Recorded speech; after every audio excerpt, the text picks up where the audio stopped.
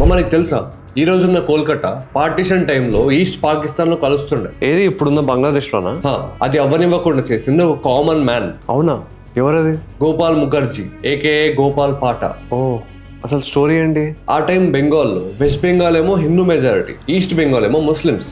So east Bengal వాళ్ళు కూడా పాకిస్తాన్ లో జాయిన్ అవ్వడానికి చూస్తుండే. ఓకే, బట్ ప్రాబ్లం ఎక్కడ వచ్చిందంటే ఇంపార్టెంట్ ఇండస్ట్రీస్ అండ్ ఫ్యాక్టరీస్ అన్ని కాల్కటాలో ఉన్నాయి, which is in Hindu dominated west Bengal. So east Bengal economic growth కోసం కాల్కటా వాళ్ళకి చాలా ఇంపార్టెంట్. ఆ టైంలో బెంగాల్ సీఎం హుస్సేన్ షహీద్ సురావాడి, అతను ముస్లిం లీగ్ పార్టీ.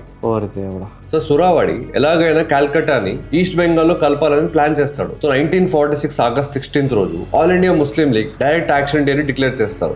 అంటే డైరెక్ట్ యాక్షన్ డే అంటే ముస్లిమ్స్ కి సెపరేట్ కంట్రీ కావాలని పెద్ద లెవెల్లో ప్రొటెస్ట్. అది ప్రొటెస్ట్ గా స్టార్ట్ అయ్యి మెల్లగా రయట్స్ అండ్ కమ్యూనల్ వైలెన్స్ గా మారుతుంది. సో కాల్కటాలో ఉన్న ముస్లిమ్స్ ఫ్రైడే ప్రేయర్స్ అయిపోగొట్టుకొని హిందూస్ మీద అటాక్ స్టార్ట్ చేస్తారు. మరి పోలీస్ ఏం చేయలేదా? పోలీస్ అండ్ అడ్మినిస్ట్రేషన్ అంతా సురావాడి కంట్రోల్లో ఉండే. సురావాడి ముందే ప్లాన్ తో అక్కడ హిందూ పోలీసెస్ ప్లేస్ లో ముస్లిం పోలీసెస్ ని రిప్లేస్ చేయిస్తాడు. పైగా ఆ రోజు పబ్లిక్ హాలిడే కూడా డిక్లేర్ చేస్తాడు. సో సిచ్యువేషన్ వాళ్ళకి అనుకూలంగా ఉంటుంది. అసలు ఏంటి? అలా వాళ్ళు హిందూస్ ఇళ్లను తగలబెట్టి ఆడవాళ్ళని రేప్స్ చేసి అండ్ పిల్లల్ని కూడా చంపి ఒక్క రోజులో అరౌండ్ 10,000 కి పైగా హిందూస్ ని ఘోరంగా చంపేస్తారు. ఇవి చూసి హిందూస్ మెల్లగా కాల్కటాని వదిలి వెళ్ళడం స్టార్ట్ చేస్తారు.